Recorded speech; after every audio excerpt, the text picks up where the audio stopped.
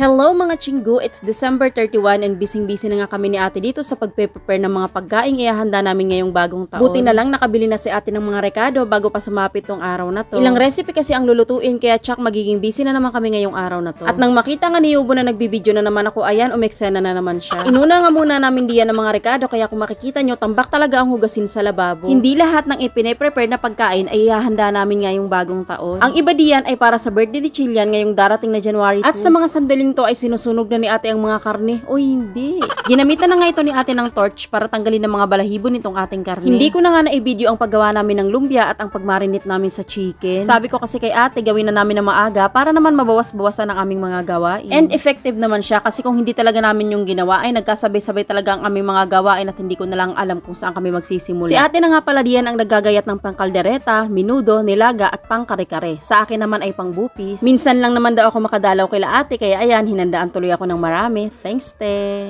Pero hindi naman talaga yan para sa akin, para talaga yan sa ihahanda ngayong bagong taon. At dahil ang bupis ay panghanda pa para sa birthday ni Chilian, ayan, ibinalot ko muna siya sa plastic at ilalagay ko to sa ref. At sa wakas natapos na naming ihanda ang mga karneng lulutuin namin maya-maya lamang. At sa pagkakataong ito ay sisimulan na naming lutuin ang gagawin namin para sa coffee jelly. And flavor gulaman lang naman ang ginamit namin dyan, saka kape. Bali 12 cups na tubig nga pala ang ginamit namin dito, katumbas ng 2 sachet ng gulaman. Gaya ng crush mo, wag mong titigilan ang pagsunod sa kanya. Charis. Huwag nyo nga palang tigilan ang paghahalo para hindi magkabuo-buo ang ating mixture. Lalabas na nga sana dito ang pamangkin kong si AA pero nung nakita niyang nagbibideo ako ay tumigil siya at bumalik sabay pa cute. O diba? Sumasayaw nga pala dito ang ating niyang si Chilian kaya ginaya na rin niya. Kung maitatanong nyo nga pala bakit may panyong nakapulupot dyan sa kamay ni AA, siya pala ay napilay kanina. Pinipigilan kasi siyang lumabas ng kanyang ate Chilian kanina kaya ayun sa kamay napahawa. Correction nga pala, hindi pala yan kanina, kahapon pala yan. At dahil hindi tumitigil sa pagsasayaw ang ate niya kaya ayan, hindi rin siya tumitigil sa pagsasayaw. Sa ganda ba naman ng tugtog? Kochingge manang geragap chamda charis. Nang mapagod nga ang bata ay umupo na lang ito at saka nag-cellphone. Umalis nga muna sila ate kasi bibili yata sila ng mga prutas na pupuno sa 12 brown fruits, o diba? At pagkarating nga nila ate galing sa pamimili ay sinimulan ko na nga lutuin itong biko. Nagpaturo nga pala ako dito kay ate kung paano ito lulutuin kasi first time ko nga talaga ito. Inilagay ko nga pala dito yung gata, food coloring at saka asukal kung hindi ako nagkakamali. Habang nagluluto ay biglang inilabas ni ate ang kanyang mga golden spoon, natuwa naman ako dito. Binili niya lang daw ito ng mura sa Lazada kaya wag daw akong mag-alala. At nang maglatik-latik na nga itong aking mixture ay sinunod ko namang inilagay itong ating biko. O maga mga chinggo, nabubulol na ako dito.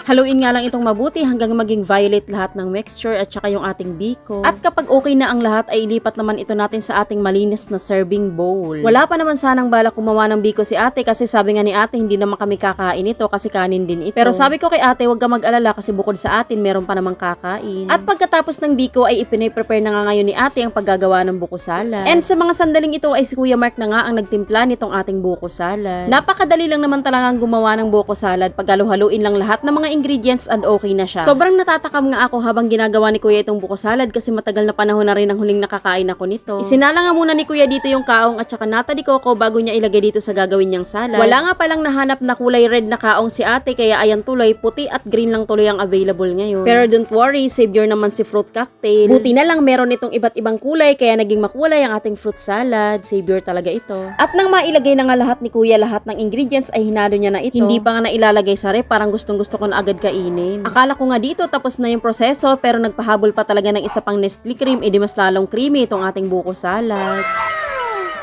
Sige nga, subukan nyo ang hindi matakab habang nanonood sa video ko na ito. Naalala ko tuloy sa summer nung kami mga bata pa, si mama ay mahilig talagang gumawa ng buko salad. Palibhasa ang buko noon na hindi binibili sa amin at meron naman kami sa gilid lamang ng aming bahay. Marami kasi talaga mga nyug na tanim doon sa may amin sa summer. Actually, isa nga ang aming pamilya sa may mga tanim doon. At dahil wala na ngang nag-aasikaso doon sa aming nyuga na iyon, ay napagpasyahan na nga ni Papa na ibenta na laang. Tinikman na nga pala namin itong ginawang buko salad ni Kuya at nagustuhan naman ito ni AA. Ang susunod naman nating recipe ngayon ay walang iba kundi coffee jelly. Hindi ko talaga malaman sa aking mister na ito pero gustong gusto niya talagang ginugood time lagi si ate. 5 oras nga palang hinintay namin dito bago mabuo itong coffee jelly. Hiwain nga pala ito sa serving size na gusto nyo. At nang matapos na ngang hiwain ni ate itong gulaman ay nilagay niya na itong krema asada. Halos na nga lahat yata ng recipe na ginagawa ngayon ni ate ay paborito yata lahat ni Yubo. And after ngang mailagay itong krema asada ay sunod namang inilagay ni ate itong kondensada. Para daw sa mas masarap na coffee jelly ay pinalagyan ito ni Kuya ng chocolate chips. Pasintabi nga pala sa mga naririnig yung aso dito sa aking voice over However, ay talaga namang wala akong choice. Hihi. At dahil gusto ni ate na maitim-itim pa ang kanyang coffee jelly, ay nilagyan niya pa ito ng Nescafe Classic. Kaya nga daw ito tinawag na coffee jelly kasi may better taste. Kaya nga ang ginawa, dinagdagan ito ng dinagdagan ni ate ng Nescafe. At nang lumamig na nga ang salad na ginawa ni kuya kanina, ay tinikman ko na nga ito. At dahil wala daw kulay pulang kaong kanina, ay dinagdagan niya lang ito ni ate ng tapioca pearls. At pagkatapos ngang magawa itong coffee jelly, ay pinaglagay nga ako ni ate sa isang lagayan para daw pag uwi namin sa Quezon ay meron kaming dadalhin. Kaya nakapagdala nga naman kami dito ng isang coffee jelly at isang buko salad. Pagkatapos ngang gumawa ng coffee jelly, ay gagawa na daw si ate ng prosperity bowl. Pinagkasya nga ni ate dito ang 12 itlog dito sa medyo maliit na bowl. Pinalitan nga ni ate dito yung medyo malalaking itlog ng maliit na itlog. And sa wakas, after how many tries ay nagkasya din ito. Inilagay na nga ni ate yung apple dyan sa gitna pero pakaramdam ko papalitan niya yan mamaya ng lemon. At pagkatapos, inilagay naman ni ate itong mga golden coins na kunyari ay golden coins pero golden chocolate lang talaga yan. Habang gumagawa nga pala si ate dito ng prosperity bowl ay gumawa na rin si kuya ng cake. O diba, sabi ko sa inyo kanina, papalitan nga ni ate ng lemon ang apple. Mukha lang niyang orange pero lemon talaga yarn. At pagkatapos nga gawin ni ate ang kanyang prosperity bowl ay niluto naman niya ang pansit. Kalahating kilo ng pansit nga lang pala ang niluto dito ni ate kasi sabi nga niya marami nga namang pagkain. Gumawa nga rin pala si ate dito ng special photo cake. Marami talagang toppings yan, overloaded na overloaded talaga yarn. Kaya maaga talaga kaming gumawa kanina dahil ang dami nga naman talaga namin gagawin. Ngayon kahit papano luto na ang spaghetti. Maga alas 4 nga pala dyan ng hapon ay napagdesisyon na naman ni ate na ayusin na ang magiging venue. At habang ako naman ay sinimulan ko na ngang lutuin itong carbonara. May video na nga po pala ako tungkol sa pagluluto dito sa carbonara. Naka-upload na nga po pala siya sa aking Facebook page at saka sa aking YouTube channel. At nang maluto ko na nga rin itong carbonara na paborito talaga ni Yubo ay inilipat ko na nga rin ito sa isang serving bowl. Sabi ko nga dito kay ate siya na ang bahala sa venue at ako na ang bahala sa iba pang mga lulutuin. Nilagyan ko na nga ng palaman itong tatlong malalaking bangus na ito. Akala ko nito iihawin pero sabi ni ate steam na lang daw kasi halos parehas lang naman daw yun. Pinagsabay ko na ngang lutuin itong lumpiang Shanghai at itong ating steam na bangus.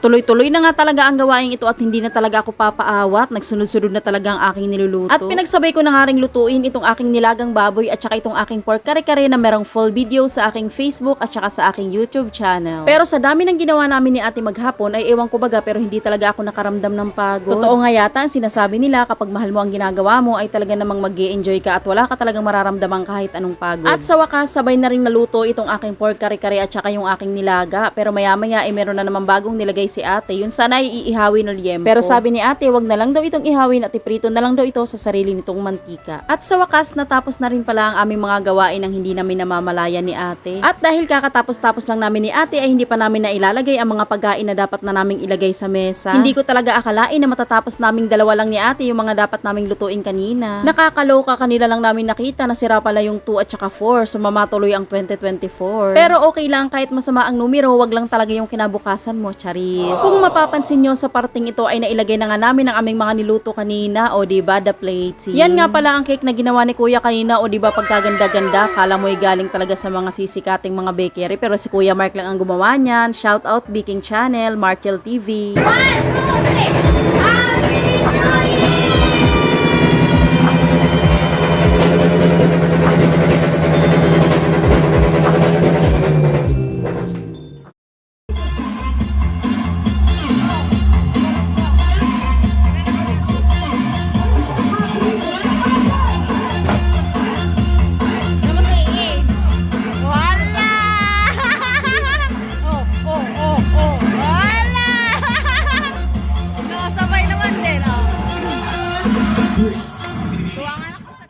Thank you so much po for watching. Follow na rin po. God bless.